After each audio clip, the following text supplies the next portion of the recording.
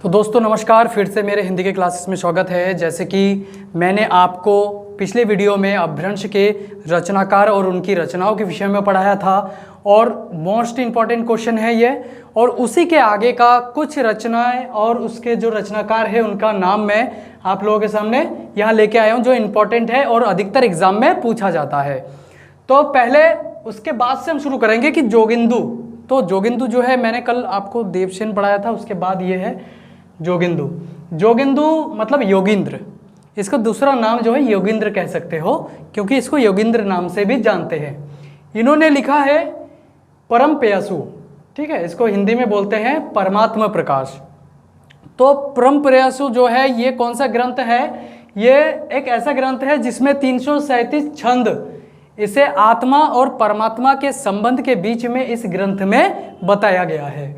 Next है जोगिंदु का ही है, जो 10वीं सदी में लिखा गया है, योग सागर। योग सागर 108 छंदों का ग्रंथ है इनका, और इससे आध्यात्मिक जो विषय है उसके ऊपर विवेचन किया गया है। ठीक, उसके बाद जो कवि आता है वो है देवसेन। देवसेन द्वारा रचित श्रवकाचार्य 10वीं सदी, इसके जो ग्रंथ में छंद है 250 है, और ये गृहस्थ के कर्तव्यों का बोध कराया है कि गृहस्थ को कैसे अपने जीवन और कर्तव्य क्या है, उनका कर्मकांड क्या होना चाहिए, हर चीज इस ग्रंथ में देवसेन ने बताया है। देवसेन का नेक्स्ट जो रचना है वो है सावैधम दोहा। 10वीं सदी में ही लिखा इन्होंने, गृहस्थों के लिए नीति और सदाचार। ठीक है, गृहस्थ किस तरीके से नीति और सदाचार का पालन करे, गृहस्थ जीवन को कैसे आगे बढ़ाए, ये सब चीजें जो है इसके ग्रंथ में मिलेगा। इन्होंने सावैधम दोहा। नेक्स्ट है राम सिंह। देखो, राम सिंह ने लिखा पाहुड़ दोहा। ये भी 10वीं शताब्दी के लेखक है। इन्होंने भी अपभ्रंश में अपने ग्रंथ को लिखा है, पर उस ग्रंथ में क्या है तत्व? धार्मिक सिद्धांत के तत्व है, आत्म अनुभूति का वर्णन किया गया है उसमें। ठीक है, धार्मिक विचार किए गए हैं। तो ये है राम सिंह के। नेक्स्ट आता है वीर कवि। वीर कवि ये भी अपभ्रंश के जाने माने कवि है। इन्होंने जम्बू स्वामी चरियु लिखा है, जो जम्बू स्वामी के चरित्र पर दर्शाया गया है। उसमें अधिकतर क्या है? श्रृंगार और वैराग्य परक जो ग्रंथ है यही है। श्रृंगार और वैराग्य, कैसे वैराग्य आता है मन में, कैसे किया गया, तो वैराग्य परक ग्रंथ है ये। ठीक, नेक्स्ट है माल्य धवल। माल्य धवल, इनका नाम जो है, देखिए आजकल एग्जाम में क्या किया, टफ कर दिया गया है। ऐसे नाम ढूंढ कर लाते हैं सामने कि किसी को ढूंढ के ना मिले। तो माल्य धवल ये आया था एक बार, जब मैंने नेट का एग्जाम दिया था उस समय एक बार आया था माल्य धवल। तो ये दब साहब पयास, दब साहब पयास जो है ये भी एक धार्मिक ग्रंथ है, तो धर्म के ऊपर चर्चा किया गया है। माल्य धवल का दूसरा ग्रंथ क्या है? हरिवंश पुराण। इन्होंने 11वीं सदी में लिखा है। वीर कवि माल्य धवल ये 11वीं सदी के हैं।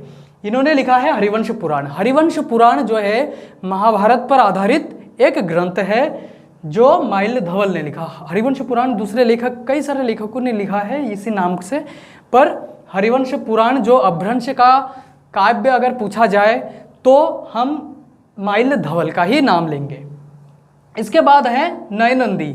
नयनंदी ने सुदर्शन चरियु, सुदर्शन चरियु लिखा है, और इसमें क्या है? महात्म्य एवं इंद्रिय संयम पर दर्शाया गया है। इंद्रियों को कैसे काबू किया जाए, किस तरीके से इंद्रियों का सच्चा प्रयोग हो, ये सब चीजें इस ग्रंथ में दर्शाया गया है सुदर्शन चरियु में। लास्ट जो आज का है, आज के वीडियो में जो लास्ट मुनि जो है वो है कनकाम्बरी मुनि। कनकाम्बरी मुनि ने करकंडू चरियु लिखा है। करकंडू जो है एक उस समय बहुत ही विख्यात मुनि थे, और उन्होंने, उनके ऊपर लिखा गया है। ये राजनीतिक के ऊपर भी है ग्रंथ। ये राजा के नीति, करकंडू मुनि भी थे, राजा भी थे, तो उस समय क्या है, इनके पूरे जीवन के विषय में बताया है। राजनीति भी है, मतलब पहले के खंड में करकंडू का चरित्र है, और उसके बाद के खंड जितने भी हैं बीच में से सब राजनीति के ऊपर लिखा गया है। तो दोस्तों ये था इम्पोर्टेंट जो अपभ्रंश के कुछ रचनाकारों का नाम और उनकी रचनाएं। ये महत्वपूर्ण है, इसको दिमाग में सबको बिठा के रखना है, क्योंकि एग्जाम में इस टाइप के क्वेश्चन आते रहेंगे।